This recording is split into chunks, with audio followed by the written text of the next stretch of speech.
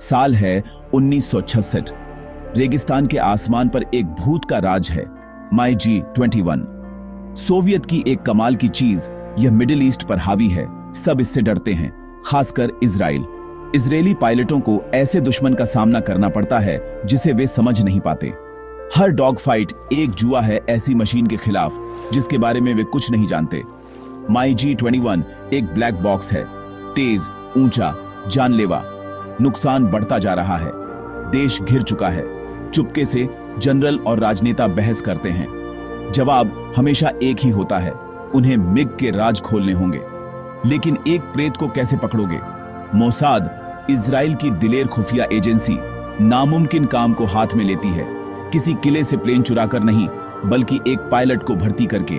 उन्हें कोई ऐसा चाहिए जो MiG-21 उड़ाता हो और जिसे लेसन सुच धोखा देने के लिए मनाया जा सके। Plan operation diamond. यह एक जुआ है जो इतिहास बदल सकता है। दांव पर अस्तित्व है। मिशन लगभग पागलपन भरा, लेकिन परछाइयों की दुनिया में नामुमकिन सिर्फ एक और चुनौती है। दुश्मन के कवच में सेंध लगाने की तलाश शुरू होती है। मोसाद की तलाश मेथोडिकल है। उन्हें एक MiG-21 पायलट चाहिए जिसमें कोई कमजोरी हो। वे मिडिल ईस्ट में अफवाहों, फाइलों और फुसफुसाहटों को छानते हैं। फोकस इराक पर आता है, एक सोवियत सहयोगी जिसके पास एलीट पायलट हैं। वे रिजेंटमेंट, एम्बिशन या इनजस्टिस की भावना ढूंढते हैं। एक नाम सामने आता है, मुनीर रेडफा, एक मुस्लिम प्रधान सेना में एक असीरियन ईसाई। रेडफा एक कुशल पायलट है, लेकिन एक आउटसाइडर है। प्रमोशन में पीछे छूट गया। भेदभाव से फ्रस्ट्रेटेड वह फंसा हुआ महसूस करता है। मोसाद उसकी प्रोफाइल बनाता है, एक ऐसा आदमी जिसमें स्वाभिमान है, अपने ही देश से घायल। रेडफा की देशभक्ति रोज परखी जाती है। उसके परिवार का भविष्य अनसर्टेन है। मोसाद ने अपना निशाना ढूंढ लिया है। अब आता है सबसे खतरनाक हिस्सा, द अप्रोच। आप एक हाई रैंकिंग दुश्मन पायलट से कैसे संपर्क करते हैं बिना सब कुछ रिस्क किए? जवाब पैसा नहीं है, यह इमोशन है। मनोवैज्ञानिक युद्ध का खेल अब शुरू होने वाला है। पहला संपर्क यूरोप में होता है। कोई अंधेरी गली में नहीं, बल्कि एक कैफे में। एक मोसाद एजेंट अमेरिकी बनकर रेडफा से दोस्ती करता है। वह सुनती है, एम्पथाइज करती है और उसकी फ्रस्ट्रेशंस को वैलिडेट करती है। वह एक बीज बोती है। उसकी प्रतिभा बर्बाद हो रही है। उसका भविष्य कहीं और उज्जवल हो सकता है।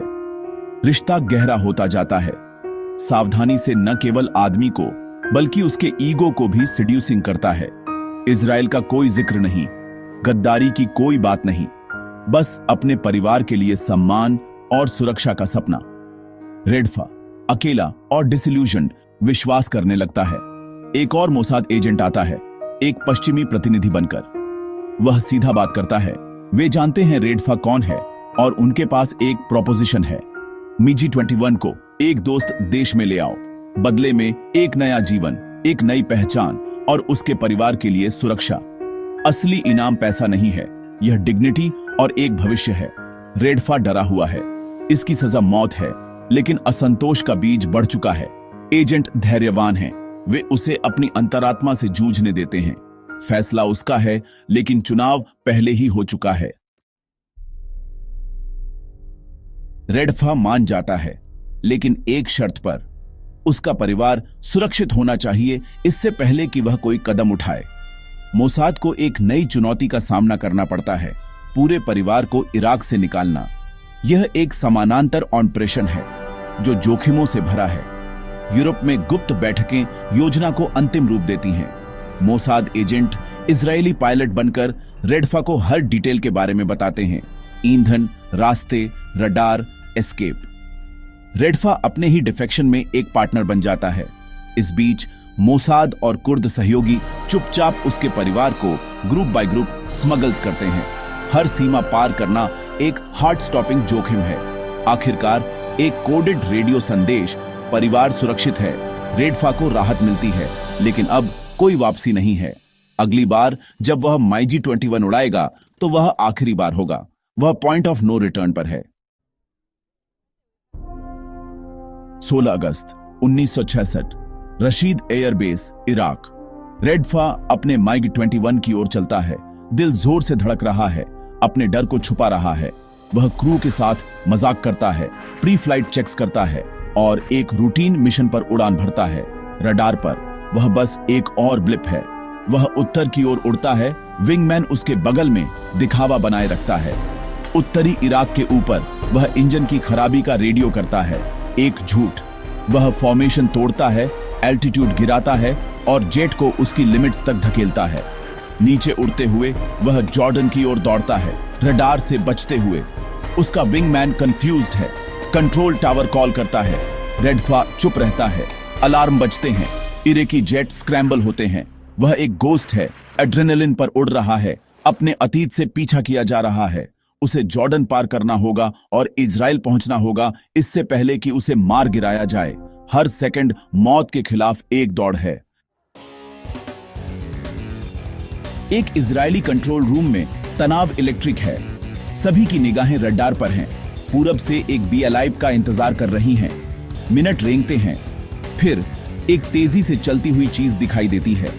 क्या यह रेडफा है या एक जॉर्डेनियन गश्ती दल? गति, ऊंचाई और मार्ग योजना से मेल खाते हैं। यह वही है। एक हल्की सी खुशी फैल जाती है, लेकिन खतरा अब भी खत्म नहीं हुआ है। 2 इजरायली मिराज जेट इंटरसेप्ट करने के लिए स्क्रैम्बल होते हैं। रेडफा उन्हें आते हुए देखता है, दोस्त या दुश्मन। फिर डेविड का तारा।